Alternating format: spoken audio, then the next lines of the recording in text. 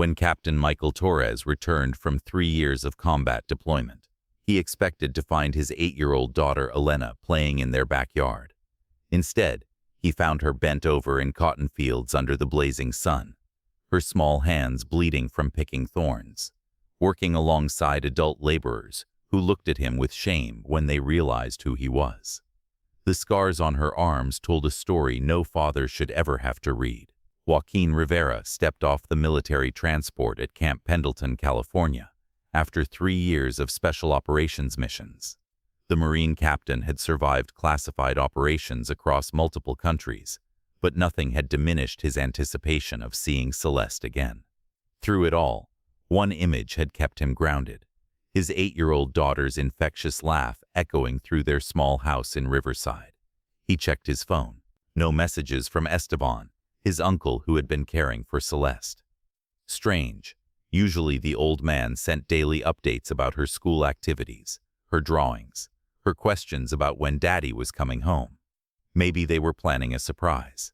What Joaquin didn't know was that 150 miles away, in the agricultural valleys outside Bakersfield, Celeste Rivera was learning that children could disappear without anyone noticing. The 8-year-old had been strong before this nightmare began. She was gifted, curious, dreaming of becoming a scientist. Her teacher had called her brilliant, a word that made her father beam with pride. Now, she worked 12-hour days under the merciless California sun, her small hands picking strawberries alongside migrant workers who whispered prayers for her in Spanish. Her gift now was survival, knowing which supervisor would hit her for working slowly, understanding which fields had the least shade. The worst part wasn't the physical exhaustion or hunger. It was the way she'd started to forget that she'd ever been anything other than this, a nameless child laborer in fields that stretched to the horizon. Just 4 years earlier, the Rivera house had been filled with the chaos of a military family. Joaquin would return from training to find Celeste waiting by the window, watching for his truck. "Daddy's home," she would shriek, launching herself into his arms with fearless joy. She'd pepper him with questions about his work, about the places he'd been. Their evening routine was sacred.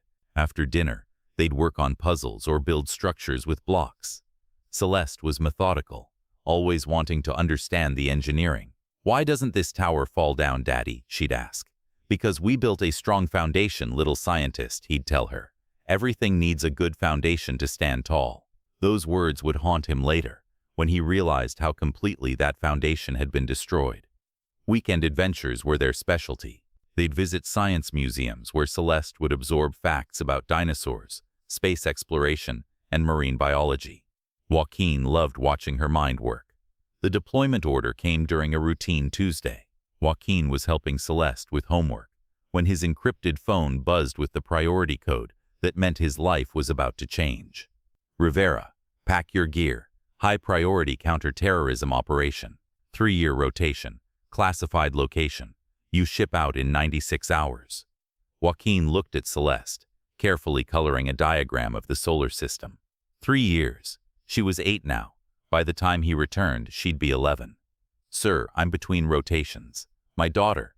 This isn't negotiable, Captain. National security priority." That night, Joaquin had the conversation he'd been dreading. "Daddy has to go away for work again, little scientist. But this time, it's going to be for a long time." Her crayon stopped moving. "How long?" "Maybe, until you're in 6th grade. The tears came then, but Celeste eventually climbed into his lap. "Will you be fighting the bad guys?" "Yes, baby. That's what Daddy does. Then I'll be brave while you're gone." Scientists have to be brave too. Esteban Rivera had always been the family success story. At 52, he owned a small agricultural consulting business, lived respectably in Riverside, and was known as a dependable man who helped Hispanic families navigate American bureaucracy. When Joaquin needed someone to care for Celeste, Esteban seemed perfect. He was family, local, and had repeatedly offered help. "Of course I'll take care of her," Esteban had said warmly. "She's my grandniece. Family takes care of family." What Joaquin didn't know was that Esteban's consulting business was a front for something darker. He operated as a middleman for agricultural operations, needing cheap labor. He specialized in children from broken homes, runaways, and now minosauri families whose fathers were deployed overseas. Military children were perfect, fathers unreachable for long periods, mothers often absent, and bureaucratic maze of military family services made it easy for children to slip through cracks. Within 6 weeks of Joaquin's departure, Celeste Rivera had vanished from every official system that might have protected her. The transformation didn't happen overnight. For the first month, Esteban maintained the facade, sending Joaquin photos of Celeste at parks and school events. The photos were real, just carefully staged. Slowly, restrictions appeared. Celeste couldn't answer when Joaquin called. She was always sleeping, studying, or playing. The calls became less frequent as Esteban manipulated schedules. Then came isolation. Celeste couldn't attend her old school anymore. They'd moved to a better district. She couldn't see old friends. The new neighborhood was safer but isolated. The real business became clear when Esteban introduced the work program. Agricultural operations needed junior assistants, he explained. It would teach her responsibility. What started as a few hours helping in gardens became full days in commercial operations. Celeste worked alongside migrant laborers, many of whom looked at this obviously American child with confusion and growing concern. "Your father asked me to teach you about hard work," Esteban would tell her. "He said you needed to understand what real sacrifice means." For an 8-year-old who worshipped her father, the psychological manipulation was devastatingly effective. As months passed, Celeste's world became a carefully controlled hell designed to break her spirit while maximizing her economic value. She lived in a converted garage behind Esteban's house, sharing space with 3 other children, 2 runaway teenagers, and a boy whose parents had been deported.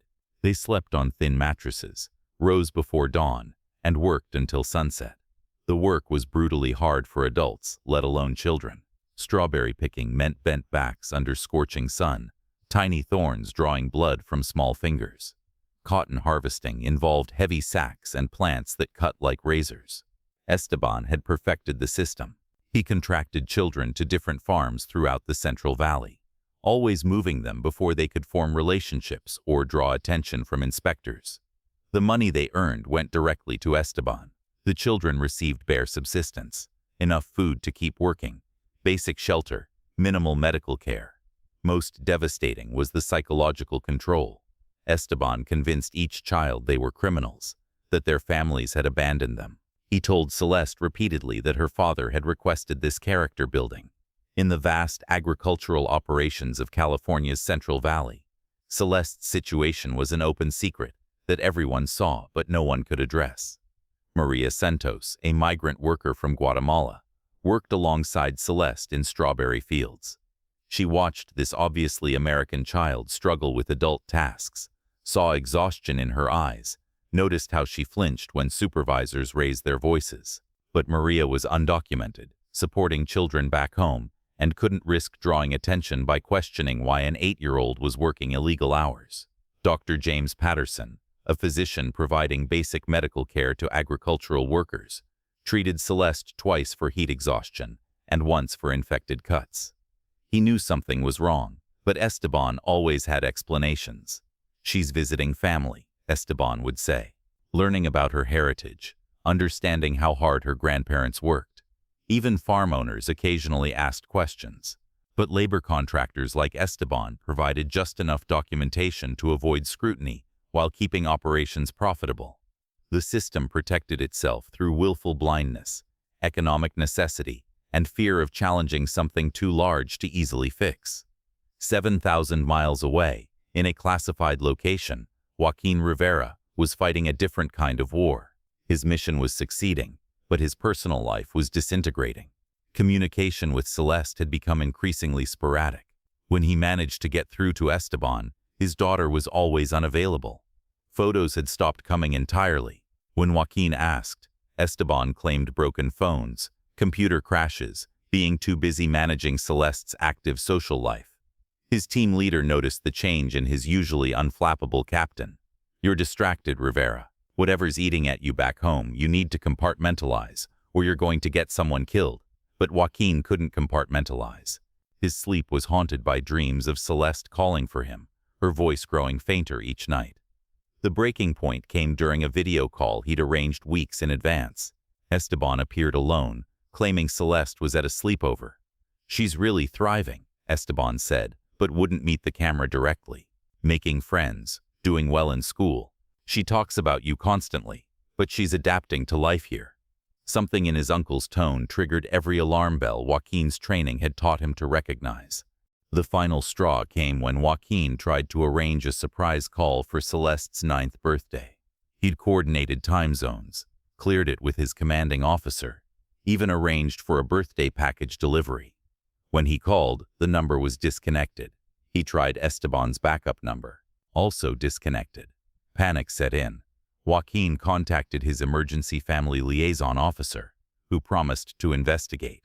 The report came back within 24 hours. According to school records, Celeste Rivera had been withdrawn 6 months earlier due to family relocation out of state.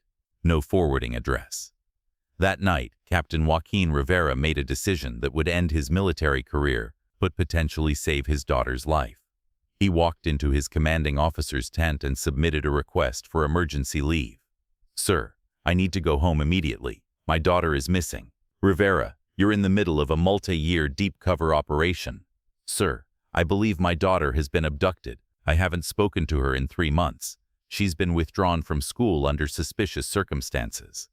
The conviction in his voice convinced his superior to grant the request. 72 hours, Rivera. "But if this is a false alarm, it won't be, sir." Within 48 hours, Joaquin was on a transport bound for California. The address for Esteban's house led to a modest but well-maintained home in a middle-class neighborhood. Everything looked normal from outside. When Esteban answered the door, his face went through rapid expressions: surprise, calculation, fear, and finally a forced smile. "Joaquin, what a surprise. I thought you were deployed for another year. Where is she? Where's who?" The innocent confusion was too practiced. Joaquin's interrogation training kicked in. "Celeste, my daughter. Where is she?" Esteban's smile faltered. "Oh, she's visiting cousins in Texas. Educational opportunity. You know how bright she is." "What cousins? We don't have family in Texas. Distant relatives. They have excellent schools there." Every word felt like a lie. Joaquin pushed past Esteban into the house, calling his daughter's name. The house was too quiet, too empty. No toys, no children's books, no evidence that a 9-year-old had ever lived there. That's when he heard Esteban making a phone call in rapid Spanish. "He's here. Move the merchandise. All of it, now." Merchandise. Joaquin's blood turned to ice. His daughter wasn't missing. She was being trafficked. The Ramirez agricultural operation was a sprawling complex of fields and buildings spread across hundreds of acres in the Central Valley. Joaquin arrived as the sun was setting, casting long shadows across rows of strawberry plants. He didn't announce himself. Instead, he used reconnaissance skills to scout the perimeter and locate his target. In the farthest field from the main road, dozens of workers moved through the rows. Among them, bent over plants that came up to her shoulders, was a small figure that made Joaquin's heart stop. Celeste, but not the Celeste he remembered. This child was thin, sunburned, moving with careful exhaustion. Her hair was shorter, roughly cut. Her clothes were the same work gear worn by adult laborers. And on her arms, clearly visible even from a distance, were scars and cuts of someone who had been working with tools designed for adult hands. Joaquin didn't hesitate. He crossed the field in a dead sprint, heading directly for the small girl still bent over her assigned row. Celeste. She looked up at the sound of her name, and the expression on her face nearly broke him. There was no recognition, only fear of a child who had learned that attention from adults usually meant punishment. But then their eyes met, and something flickered. "Daddy," she whispered, barely audible. Joaquin scooped her into his arms, and she weighed almost nothing. "I've got you, little scientist," he whispered. "Daddy's here. You're safe now." Behind them, chaos erupted, but Joaquin was already moving toward his rental car with the fluid efficiency of a man extracting assets from hostile territory. The hospital examination revealed the full scope of what had been done to his daughter. Malnutrition, dehydration, multiple untreated injuries from agricultural work, burns on her hands from chemical exposure, muscle development consistent with months of heavy physical labor, and psychological trauma that would take years to understand. Dr. Sarah Kim pulled Joaquin aside after the initial assessment. "Captain Rivera, this isn't just neglect. This is systematic exploitation. Someone has been using your daughter as forced labor." The investigation revealed a trafficking operation that was vast, sophisticated, and profitable. Esteban wasn't just a middleman. He was a regional coordinator for a network that moved children through agricultural operations across multiple states. FBI agent Rebecca Chen explained the scope. "Your uncle's operation has been trafficking an estimated 200 children annually. They target kids from military families, broken homes, immigrant families, anyone without strong local support systems." Bank records showed the operation generated millions annually. Celeste alone had earned approximately $40,000 in 18 months, money that went directly to Esteban, while she received bare subsistence. But the most damning evidence came from Celeste herself. In carefully conducted interviews, she described a system designed to break children's spirits. "They told us our families didn't want us anymore," she explained in a small voice. "They said if we tried to leave, the police would arrest us because we were criminals now." The legal fight was unlike anything Joaquin had experienced in military combat. The trafficking network had deep roots, political connections, and legal protections that made prosecution complex and dangerous. Esteban was arrested, but within 48 hours, high-powered attorneys appeared claiming the charges were based on misunderstandings and family disputes. Agricultural operations claimed they had no knowledge of child labor. The case attracted national attention when military advocacy groups learned that a decorated special operations captain's daughter had been trafficked while he served overseas. But the real breakthrough came when other victims began coming forward. Children who had aged out of the system, parents who had lost contact with their kids, workers who had witnessed the exploitation. Maria Santos, the migrant worker who had picked strawberries alongside Celeste, became a key witness despite her undocumented status. "I watched that little girl work like an adult for months," she testified. "I wanted to help, but I was afraid." Dr. Patterson provided medical records documenting a pattern of child abuse disguised as farm accidents.